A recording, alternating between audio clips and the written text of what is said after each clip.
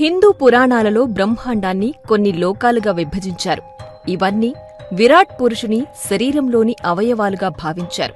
మహాభాగవతం 2వ స్కందంలో ఈ లోకాల గురించి వర్ణన ఉంది. మొత్తం 14 లోకాలని, వాటిలో ఊర్ధ్వలోకాలు అనగా భూమి నుంచి పైనున్నవి 7, అధోలోకాలు అనగా భూమి నుంచి కిందనున్నవి 7. ముందుగా ఊర్ధ్వలోకాలు చూద్దాం. అవి 7. 1 భూలోకం. ఇచ్చట స్వేదం అనగా చెమట నుంచి ఉద్భవించు పేళ్లు లేదా పేరులు, నల్లులు మొదలైనవి.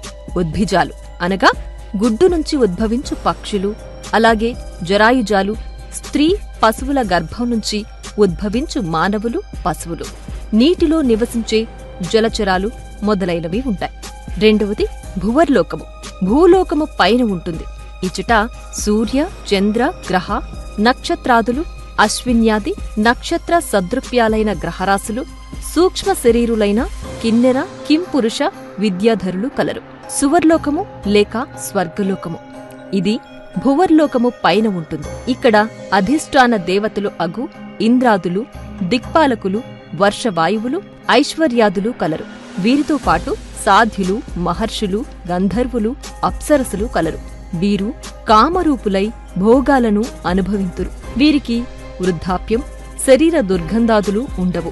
వీరిని క్షుత్పిసలు బాధింపవు. వీరు అయోనిజులు కావున మాతృగర్భవాసం వీరికి ఉండదు. మహర్లోకము. ఇది సువర్లోకము పైన ఉంటుంది. ఇక్కడ దేవతలు తపస్సు చేస్తుంటారు.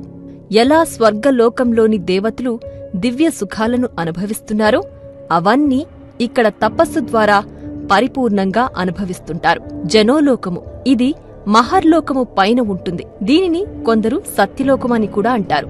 ఏ స్త్రీ భర్త మరణానంతరం సహగమనం చేస్తారో ఆమె పవిత్రశీల ప్రభావంతో ఆమె పతికి అన్య జన్మ ఉన్నప్పటికీ జన్మరాహిత్యం కలిగి సతీ పతులిరువురు ఈ జనలోకంలో సుఖశాంతులతో వర్ధిల్లురు. ఇక్కడ అయోనిజ దేవతలు కూడా తపమాచరిస్తుంటారు. తపోలోకము. ఇది జనోలోకము పైన ఉంటుంది. ఇది సనత్, సనక్, సనందన్ మరియు సనాతన్ అనే 4 కుమారుల నివాసం. వీళ్లు విష్ణుమూర్తి యొక్క మొదటి అవతారాలు. వీరు అమరత్వం కలిగి 5 సంవత్సరాల చిన్నపిల్లల రూపంలో ఉంటారు. వారు బ్రహ్మలోకానికి, మిగతా లోకాలకు సులభంగా వెళ్లివస్తారు. ఇక్కడ అయోనిజ దేవతలు కూడా నివసిస్తారు. పంచభూతాలు, పంచేంద్రియాలు వీరి అధీనంలో ఉంటాయి. కైలాసం, వైకుంఠం, మణిద్వీపం, స్కందలోకం ఇచ్చటనే కలవు. ఈ లోకం సర్వదా సుగంధ ద్రవ్యాలతో, సువాసనలతో, శాంతియుతంగా, సాంద్రానందంతో కూడి ఉంటుంది. భూలోకంలో ఎవరెవరు ఏ ఏ దేవతామూర్తులను ఉపాసిస్తారో ఆయా మూర్తుల రూపాలతో ఇక్కడ తపం ఆచరిస్తున్నారు. ఈ రీతిగా వారు కల్పాంత కాలం అక్కడనే ఉండి కర్మానుసారం భూలోకంలో తిరిగి జన్మించి మరలా పవిత్ర తపాలు ఆచరించి ఎప్పుడు మహాప్రళయంలో సర్వం లయమగునో అప్పుడు వీరు కూడా జన్మరాహిత్యం పొందుదురు. సత్యలోకం. ఇది తపోలోకము పైన ఉంటుంది. ఇక్కడ సృష్టికర్త అయిన హిరణ్య గర్భుడు బ్రహ్మ అను ఒక అధికారిక పురుషుడు ఆ పదవిని అనేకానేక కల్పాలనంతరం ఒక్కొక్కరు పొంది తమ ఆయువు తీరినంతనే బ్రహ్మంలో లయమవుతారు. ప్రస్తుత బ్రహ్మకు మొదటి అర్ధభాగం తీరినది. భావి బ్రహ్మ శ్రీ ఆంజనేయ స్వామి. ఈ లోకంలో కూడా అనేక ఉపాసనలు చేసినవారు, వేదాంత విచారకులు, భూలోకంలో ఆత్మజ్ఞానం పొందినవారు, అసంఖ్యాకులగు మహర్షులు వేదాంత విచారణలు కావిస్తుంటారు. ఇప్పుడు భూలోకానికి కింద ఉండే అధోః లోకాల గురించి తెలుసుకుందాం. అవి 7. ఇందులో మొదటిది అతలలోకం. ఇది భూలోకానికి క్రింద ఉంటుంది.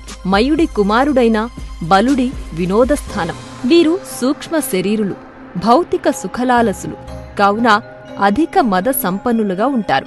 వితలలోకం. ఇది అతలలోకం క్రింద ఉంటుంది. ఇక్కడ హటకేశ్వరుడు అనగా శివుడు భవానీ అమ్మవారితో వినోదిస్తుంటాడు. హాటకి నదీ జలాలతో తయారైన సువర్ణంతో అసుర స్త్రీలు అలంకరించుకుంటూ ఉంటారు. సుతలలోకం. ఇది వితలలోకం క్రింద ఉంటుంది. సప్త చిరంజీవులలో ఒకరైన మహాపురుషుడు బలిచక్రవర్తి ఇక్కడే ఉన్నాడు. బలిచక్రవర్తి స్వర్గంలో ఉండే ఇంద్రుడు అనుభవించే భోగాల కన్నా ఎక్కువ భోగాలను అనుభవిస్తూ వైభవంగా పాలిస్తుంటాడు. తలాతలలోకం.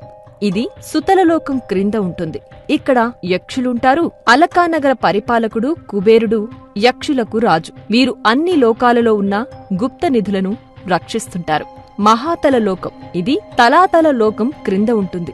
ఇక్కడ క్రతుపుత్రులైన వినత క్రతువులు, కాద్రవేయులు అను సర్పాలు సహస్రాది శిరస్సులతో కూడినవారై మహాబలవంతులై కామరూపధారులై తమ పత్నులతో కూడి ఉన్నారు. రసాతల లోకం ఇది మహాతల లోకం క్రింద ఉంటుంది. ఈ లోకంలో పరమేశ్వరునితో సంహరించబడిన దానవేంద్రులైన త్రిపురాసురులు, మాయ విద్యలో నేర్పురులైన అసురులు, రాక్షసులు నివసిస్తారు. ఇక్కడ మయుడు రాక్షసులుండే పట్టణాలను నిర్మిస్తుంటాడు. దానవ దైత్యులు, నివాత కవచులు, కాలకీయులు ఉంటారు. వీరంతా మహాసాహసవంతులు. పాతాళలోకం ఇది రసాతల లోకం క్రింద ఉంటుంది. ఇక్కడ నాగలోకాధిపతి అయిన వాసుకి మొదలు శంఖుడు, కులికుడు, ధనుంజయుడు లాంటి మహానాగులన్నీ గొప్ప గొప్ప మణులతో ప్రకాశిస్తుంటాయి. ఆ పాతాళం అడుగునే ఆదిశేషుడుండేది. 30,000 యోజనాల కైవారంలో చుట్టుకుని ఉంటాడు. ఆదిశేషుడి పడగ మీద ఈ భూమండలం అంతా ఒక ఆవగింజంత పరిమాణంలో ఉంటుంది. ప్రళయ కాలంలో ఆ ఆదిశేషుడే ఏకాదశ రుద్రులను సృష్టించి సృష్టి అంతా లయమయ్యేలాగా చేస్తుంటాడు. ఈ 7 అధోలోకాలు ఒక్కొక్కటి 10,000 యోజనాల వెడల్పు, అంతే లోతు కలిగి ఉంటాయి. వీటిని బిలస్వర్గాలు అని కూడా అంటారు. ఈ లోకాల్లో కూడా కామ, భోగ, ఐశ్వర్యాలు స్వర్గలోక వాసులకు లభించినట్లే ఇక్కడి వారికి లభిస్తుంటాయి. ఈ లోకాలన్నింటినీ మయుడు నిర్మించాడు. అంతులేని కామభోగాలను నిరంతరం అనుభవిస్తూ ఉండడమే ఈ లోకవాసుల పని. ఊర్ధ్వలోకాల వారికి ఉన్నట్లు ఇక్కడి వారికి మాత్రం సూర్యరశ్మి ఉండదు. అయితే సర్పాల మణులు దేదీప్యంగా కాంతులీనుతూ ఈ లోకాలలో వెలుగును ప్రసరింపజేస్తుంది.